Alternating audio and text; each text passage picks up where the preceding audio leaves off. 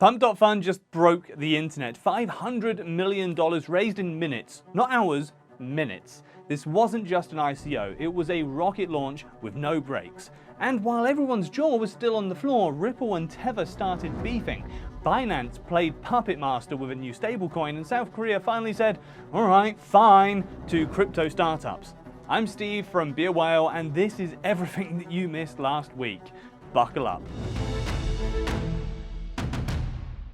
Whoa, blink and you missed it. Pump.fun just raised $500 million in an ICO that sold out in minutes. This was no sleepy pre-sale. We're talking about an instant liquidity tsunami. Here's what happened. Pump.fun, known for its meme coin factory vibes, launched a new token called Pump via an ICO model. Despite warnings from analysts about zero fundamentals, buyers swarmed in. Why? Because the Pump.fun brand is now a meme in itself. A self-aware, chaotic trading playground. The speed and size of this raise shows one thing. Retail appetite for high-risk, high-reward tokens is still red hot. Sure, it's probably 90% speculation, but it's also a signal that meme coins are evolving into full-blown ecosystems, or at least casinos with a fan base.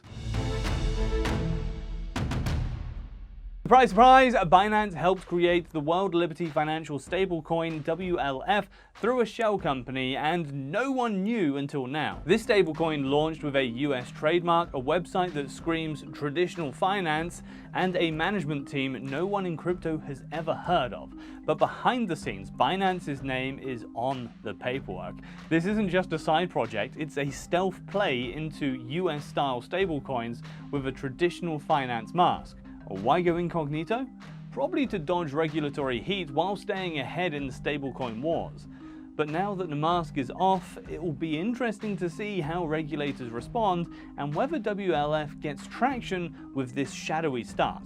Oh, and if you enjoy these breakdowns so far, leave a like and hit subscribe. We've got more wild stories coming your way every week.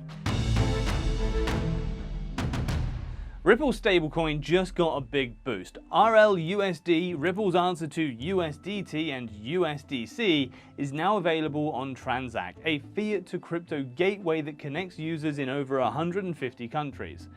This matters a lot. Ripple's stablecoin just crossed a 500 million market cap, and now it's way more accessible to everyday users.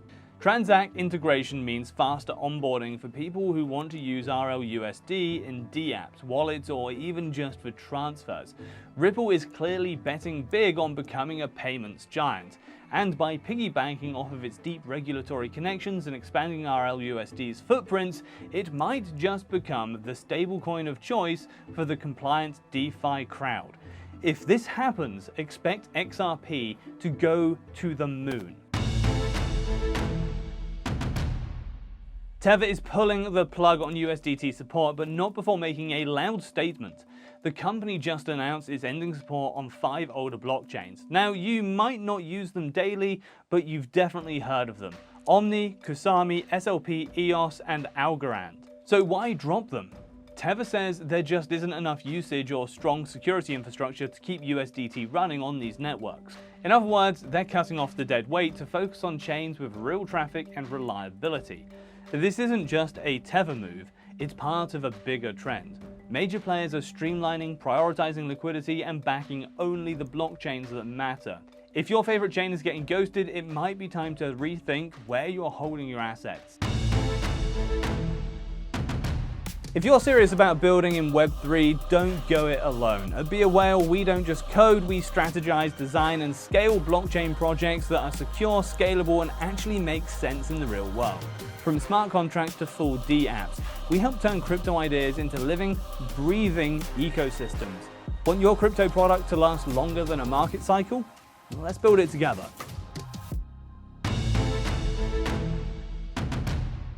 South Korea just took a big step forward. A new proposal would lift restrictions that have blocked crypto startups from receiving government-backed benefits. This is massive for one reason: access to funding. Until now, Web3 firms in Korea were often treated like gambling operators, banned from tax perks, grants, and startup programs. But if this change goes through, the playing field finally levels, and this isn't just good for local developers. It could make Korea a new hotspot for Asia-based crypto innovation. Ethereum's core developers just made a big announcement. zkEVM is coming to Layer 1 within a year. What is zkEVM? It stands for Zero Knowledge Ethereum Virtual Machine. Basically, it uses a tech called Zero Knowledge Proofs, or ZK proofs, to verify transactions without showing all the details. This means Ethereum could become faster, cheaper to use, and way more private. Right now, zkEVM is mostly live on Layer 2 networks like ZK Sync and Polygon zkEVM. But moving it directly to Layer 1, that's like upgrading the engine of a moving car while it's speeding down the highway.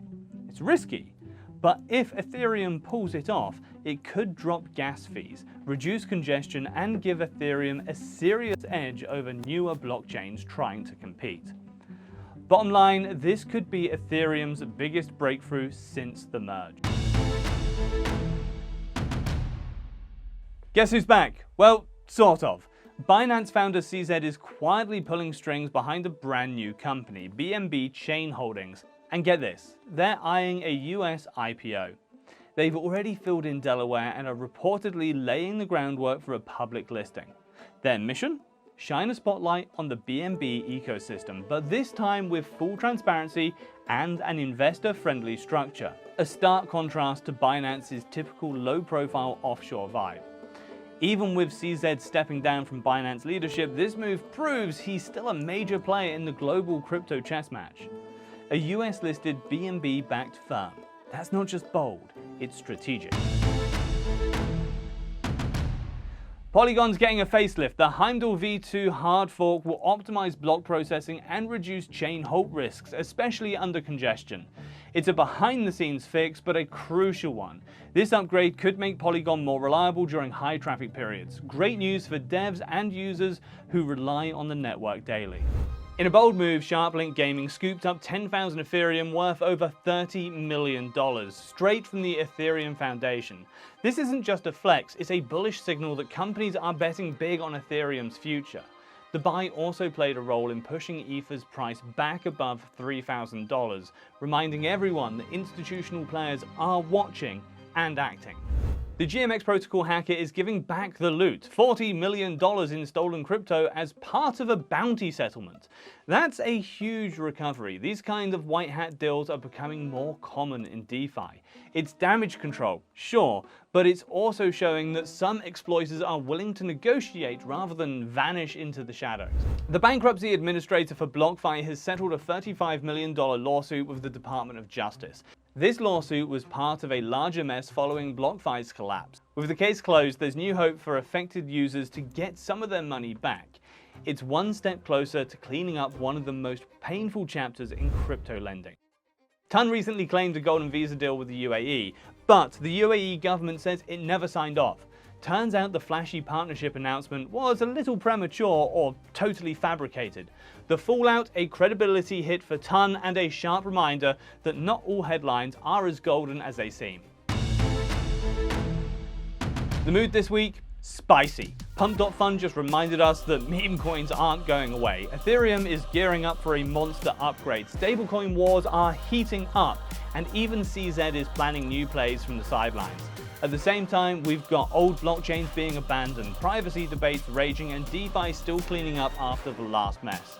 So yeah, if you thought crypto was cooling off for the summer, think again. I'm Steve from BeAWhale. If you've got thoughts, questions, or hot takes, drop them below. We respond to every single comment, and I will catch you in the next one.